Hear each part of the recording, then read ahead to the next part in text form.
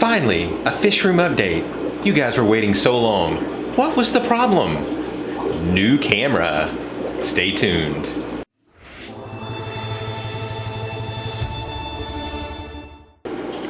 All right, so let's do a quick overview of the Fishroom, and then we'll go tank by tank.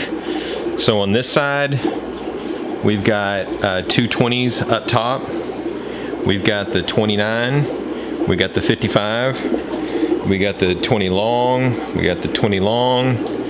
Over here we have 20. These are 20 highs, 3 of them, and then we have 2 40 breeders. And then on this side, we've got the 10s. So we got 6 10s. We got 6 more 10s. And then we got 6 more 10s. And then on this side, we've got 6 10s up here. We've got 6 10s here. And then we have room for 6 more 10s here that we don't quite have yet. And then I know a lot of you guys are new, so we'll kind of go over some of the other things. We've got the 2 of the 44-gallon trash cans. These are where I this is where I get my water pre-made and get the prime in it a day beforehand. This is where I do my water changes This is where I do my water changes from. I have a pump in there, and then I just hook that up to each one of the tanks to refill the tanks. And then you might have seen in some of my other videos, I have on the back of the tanks, I have the way that I get the wastewater out is I just have a simple valve here that I can turn on and off, and that water goes down into this 2-inch pipe that runs the entire length. And that 2-inch pipe goes into here. This used to be a 5-gallon bucket, but now it's a 29-gallon tub with a sump pump in it that pumps it outside and then pumps it into the sprinklers. And then also, because I kept having clogging issues, I've actually added a 3/4-inch pipe that runs outside into the garage and then out into the yard also. That's just a natural siphon that helps take some of the water out also. And then I've built this little section here out of a cinder block to keep all the food and everything else out of the way, and a little table to work from. I've bought a bigger air conditioner. This one actually has a heat pump in it also, so it can act as a heater also. I found it as a refurbish for cheaper than what I paid for my first one. This is a 12,000 BTU, I think. So this one doesn't really have any trouble. I've got some things I need to change on it. Right now it's pumping the hot air out of the back, but it fills the entire garage up with heat. There's a doggy door for it to go out of, but if you make the pipe too long, then it doesn't work correctly. So I think I'm going to cut a hole in the ceiling and run it up to the ceiling so it works more efficiently. Okay, so let's go ahead and let's look at everything tank by tank. Okay, so here we go with tank number 1. This is the 55-gallon. This one you can see that I've added stickers.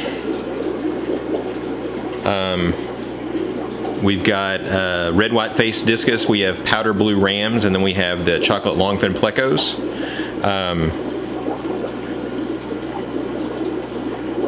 So first of all, I really don't believe that these are powder blue rams anymore. These really seem to be golds because they have a lot more gold in them. So right now I have 2 of these. I think I started out with 4 or 6, I forget. And as you may have heard from a lot of people, rams can be difficult. And I've lost the other ones. What happens is they start to lose their color, then they stop eating, and then they die. I've tried to separate them out. It doesn't do any good. So I don't know. These 2 guys, for some reason, seem to be extremely healthy, so they're both doing well. And then you'll see some of the those longfin plecostomus. This contraption right here that I have sitting in the bottom when I feed them beef heart, I try to put the beef heart down there inside of that so that it stays contained and doesn't get all over the tank and get sucked up into the sponges. It's a whole lot easier to clean like this, and it doesn't ever seem to bother them, and the Plecostomus love to get in there and help clean up. Okay, so the discus, I think I may have started out with 8, maybe, and then and I'm down to 4 of these guys. What happened to the other ones, I'm not 100% sure. I got them again very, very small, as about dime size. The other thing is they're all supposed to be the same thing. They're all supposed to be the red face, the white-faced red discus. I got them from the same breeder, but as you can probably tell from these guys, that there's no way that these 3 are all from the same family.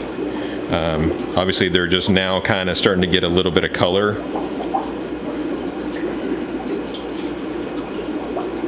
And a lot of this peppering that you see on them, a lot of that peppering was already there. I know sometimes having a dark background can cause that, but I don't really see any more peppering that's come up on them other than what they've had since they were little. The last one is he's kind of hidden over here somewhere. As you can see, he's also looks different than the rest of them too.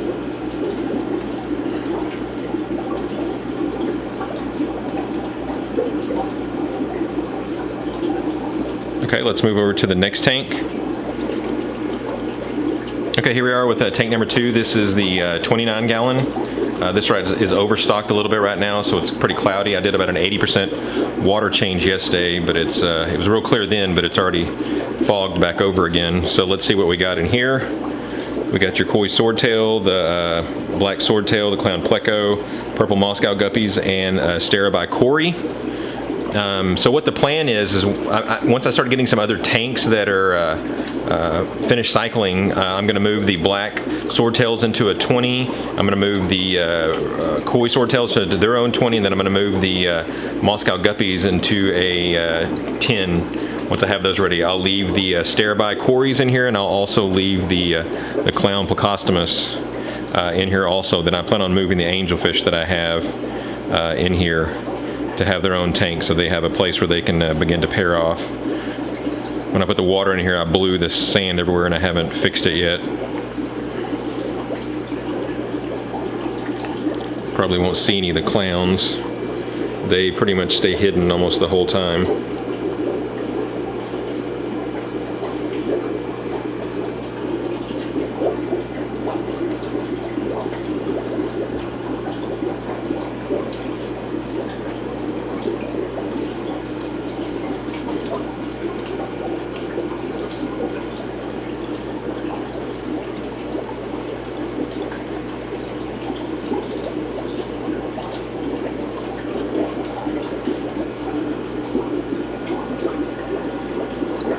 Alright, let's move on to the next tank.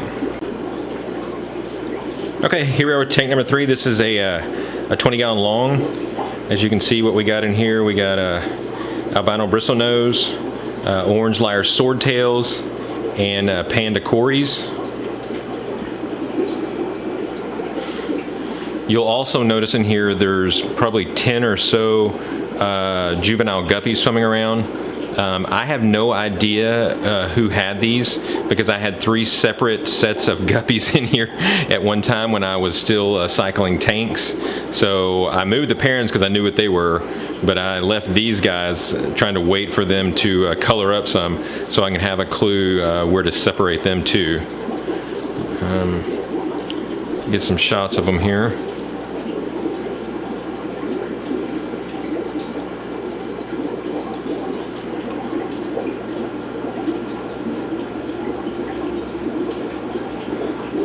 See how long some of the lyre tails are on some of those swordtails. These are ones that came from Michael.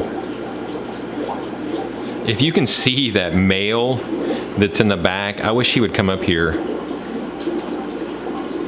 He has got a gonopodium that is, let's just say, it looks like he's taking a dump, but it's not. It's his gonopodium. I don't see how there's any possible way that thing works. That guy is packing. All right, here's the panda Corys. If I can get it to focus.